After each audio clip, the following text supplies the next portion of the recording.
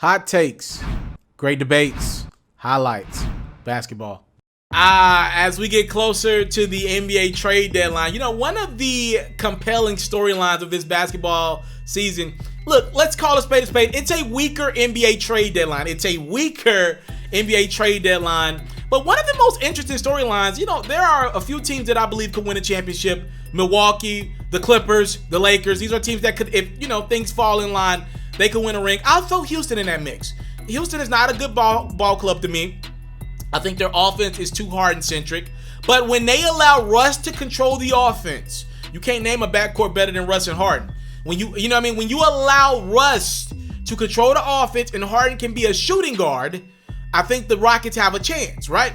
My thing is, they don't allow that to happen. That's why I rate them lower than what they should be, because they don't allow Russ to be the point guard, and Harden doesn't allow anybody to touch the ball enough. He just wants to chuck up threes. He's averaging 14 threes a game. Anywho, I'm off on a tangent, but yeah, those are pretty much it. I think Philly thought they had championship aspirations going into the year. They got the talent, but they're just not performing. They might be a first-round exit, So anywho, one of the compelling storylines was, where's Andre Iguodala going to go? He's one of those guys with the strength. He's about 6'7", 6'8". He's got the championship experience. For some reason, he's gotten this narrative of being the guy that locked up LeBron in the NBA Finals back in 2015, as he was awarded Finals MVP despite LeBron pretty much averaging a 30-point triple-double. That's neither here nor there.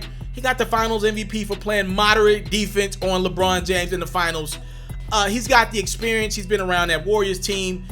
Iggy's been a winner for the last 5 or 6 years, pretty much, essentially. He's healthy. He was traded to the Memphis Grizzlies from the Golden State Warriors, and he hadn't played a game. I want to be fair to Andre Iguodala before we tear him up, all right? But I want to be fair to him. It was a mutual decision between my hometown, the Memphis Grizzlies, and Andre Iguodala. So I want to put that out there. It wasn't just Andre Iguodala when he got traded from Golden State to Memphis, which allowed the Warriors to bring in D'Angelo Russell. It was not just an Andre Iguodala decision to sit out in Memphis. All right, I want to be clear about that.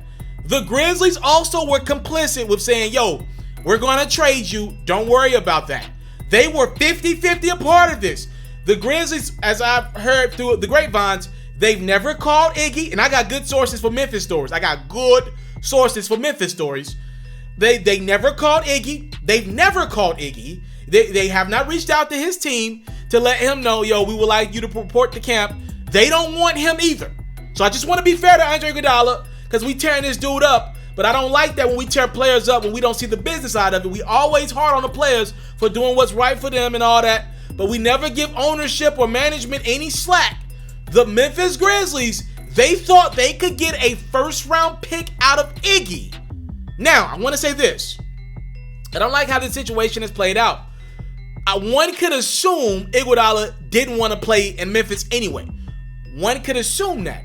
He's been on this book tour. He's got a book called The Sixth Man, I Believe in the Atmosphere. He's been promoted. I'm hearing he lives in California, and he's just waiting on a trade. He would like to play for the Clippers or the Lakers. That's really what it is right now. Again, one could assume Iggy ain't want to play for Memphis anyway, because if the Grizzlies say, yo, we don't want you to report, and Iggy's like, no, I want to play ball. I want to play with these young guys. Y'all got Ja Morant. I want to play ball with y'all. What would the Grizzlies do? Because then the Grizzlies will look bad. But right now, it looks like the Grizzlies did tell Iggy, we don't want you around. But it looks like Iggy was like, great, I don't want to play anyway, right? That's like what it feels like. We don't know that to be true, but that's the feeling. Like, Iggy ain't really come out and say, I want to be a Grizzly. So the feeling is Iggy don't want to play in Memphis. So he was happy when the Grizzlies said that. I want to be clear about this. The Grizzlies think they could get a first-round pick for Iggy. They're probably not going to get one. My guess is that they could get 2 tools. The other problem is the teams that Iggy wants to go to, meaning most of the teams around the NBA, number one, they don't believe they can win a championship this year. And number two, most of the teams that Iggy would want to go to, the teams know it. And most teams around the league, 20 teams around the league, they're not going to trade for Iguodala, because just like Iggy sitting out with the Grizzlies, he's going to likely sit out with that other team. Now, I did read up on the way the contract in the CBA is structured. If Iggy doesn't report to that second team and they let him know, like, yo, we want you to come to work. So unlike the Grizzlies, who let Iggy know, you're not breaking your contract, we don't want you around. Let's just say another team says, Iggy, we're trading for you. We're trying to make a playoff push. We're the 5 seed. We're the 7 seed. Let's say like the Pacers make a trade for Iggy. And they want him to come to camp. They want him to come to work.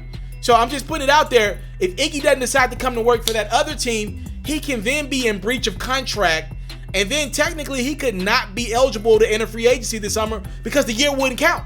It wouldn't count. He had another year on his deal, and he had to pay back some of that money that he got this season. So that's pretty much the situation. I don't like, look, I think, here's my opinion on it before I get into a little bit more of what's happened.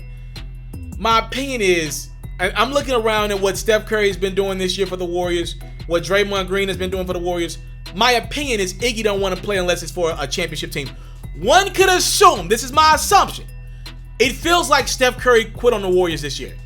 The minute he realized Klay Thompson is down for the next season, which is this season right now, I'm not going hard. He broke his hand, which was a legit injury, and Steph Curry was going to say, you know what? This is going to be my season to rest my body. As we get ready for next year, we got D'Angelo Russell. We'll trade him. We're going to have a top 5 pick most likely. We'll trade that top 5 pick and D'Angelo Russell and bring us another all-star caliber player in.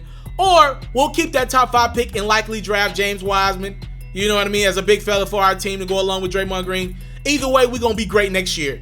So I'm assuming that Steph Curry doesn't want to play basketball for the Warriors this year. I've been hearing reports that he's going to come back in March, but it's interesting to me. You know, Gordon Hayward has had the same injury that Steph Curry had, or has right now, the broken hand. Gordon injured his hand like a month after Steph injured his hand. Gordon has since had the same injury Steph had. He's returned and been playing basketball for over a month or two now, right? So, like, you mean to tell me Steph ain't ready to play ball right now? Let's call a spade a spade. He don't want to play ball. Draymond has been sitting out games every other night. Every other little nick, Draymond is out. Do you really believe if the Warriors were in championship mode like they've been in the last 5 or 6 years, do you really believe Draymond will be sitting out as many games? He's been load managing. D'Angelo even's been sitting out a lot of games, and he just got there. Let's call it how it is. Most likely, Iggy don't want to play ball unless it's for a championship contending team as well. Most likely. So let's fast forward. Diillon Brooks, shooting guard for the Memphis Grizzlies, was asked about this exact thing, about, you know, Iguodala not being around the team. And I love what Diillon Brooks says. If you're from Memphis, you know this to a T. Diillon is fitting in with that Memphis culture, just like Ja Morant is. We'll get into Ja in a second. Here's what Diillon Brooks said. He said, first time I seen him was on TV talking about us. It doesn't even matter. Andre Iguodala is a great player. I feel like he's doing the right thing for his career, but we don't really care. It's not a distraction at all. I laugh at this type of stuff. A guy that's on our team that doesn't want to be on our team, I can't wait until we find a way to trade him so we can play him and show him what Memphis is really about. Now, I saw Ja Morant echo that with the talking emoji, pretty much a retweet. And then also he liked the tweet that said F Iguodala. So from that, we saw a little bit of a back and forth from one of the game's greatest guards to an up-and-coming guard. And I like this. Iggy ain't said nothing, but I saw Steph post on his IG, pretty much, letting everybody know that, Steph Curry, not only the one who's got rings, he's showing that Iggy got rings as well. He's like, Andre Iguodala's got rings. He didn't say anything, but he's like, let's not forget Iggy's got rings. Taking up for his guy. And Steph should do that. He's taking up for his guy. Well, also, Ja Morant went back at Steph, and he posted a picture of Kevin Durant. Like, y'all won 2 of those rings with Kevin Durant there. And he's a little bit of a jab back at Steph Curry and the Warriors. And also, be clear, y'all won that first one in 2015. No Kevin Love, no Kyrie. I'm just saying that myself. So I like what's going on. I like that competitive nature from Ja. To Steph. To Ja, Steph's an older guy now. Steph's like 30, 31. In Ja's mind, he's got more years behind him than ahead of him. I like Ja. Look, here's my thing. Steph Curry can't hold Ja Morant. Ja Morant can hold Steph. So, again, I'm not comparing the players. Steph is still a much better player than Ja Morant right now. But be clear, when Steph does come back, which will maybe be this, whenever Klay comes back, it's probably when we're going to get Steph back. The thing when these guards match up, Ja's going to lock in on Steph. Steph ain't going to want no part to Ja. And I understand that Steph is a champion. He's great. But be clear. Be clear. Steph ain't going to want to guard Ja. So y'all doing all this back and forth on social media. Who going to really be about that life when y'all play, though? Because Diillon Brooks and Ja going to want that smoke. Now, next year, when Klay's back and Steph got that ammo, Oh, you ain't gonna want to see the Warriors. I picked the Warriors to make it to the conference finals this year against the Clippers. I didn't realize Steph was gonna be out the whole season and Klay wasn't gonna try to come back. See, I think Klay was gonna rush back had the Warriors been somewhere around the 4 or 5 seed right now. With them being out of the mix, what's the point of bringing Klay back? But I like what the Grizzlies on. Look, it's that same energy that Zebo, Tony Allen, those guys had. Love it. Love it, love it, love it. You either with us or against us. Bye, Iggy. And by the way, just to update you guys on the Andre Iguodala situation, the Grizzlies can't get a first-round pick for Iggy. They know they can't. The Houston Rockets have been trying to acquire Iguodala for months. You know, they ended up having to go get Robert Covington because they can't find a way to get Iggy. The best they could do was get Covington in a 4-team trade. I don't know what team's going to do that. Here's what I know. The Grizzlies, if they really don't like Iguodala, which I don't think the hatred should be there because it was a mutual decision for these two teams, not to play, for Iggy not to play for Memphis, or Memphis didn't want Iggy around. If the Grizzlies really want to be green, they could release Iguodala in like the middle of March, I believe, or top of April. And if they do that, if they release him, he wouldn't be eligible to make a playoff roster. So they could be low down and keep him on that roster. It would be great if they bought him out and he could go sign with whatever, but they say that they're not going to do that. They say they're not buying Iguodala out. They're going to get some type of deal. Well, they got one day to pull it off. The trade deadline is tomorrow. So we'll see. We'll see. You into sports, we got you. NFL news, I got you. NBA news, NBA highlights, NBA full coverage, feature stories, all that great stuff, I got you. We even got a little bit of Madden and 2K mixed in. Subscribe to this platform, and I got you. More quality content on the way. Subscribe.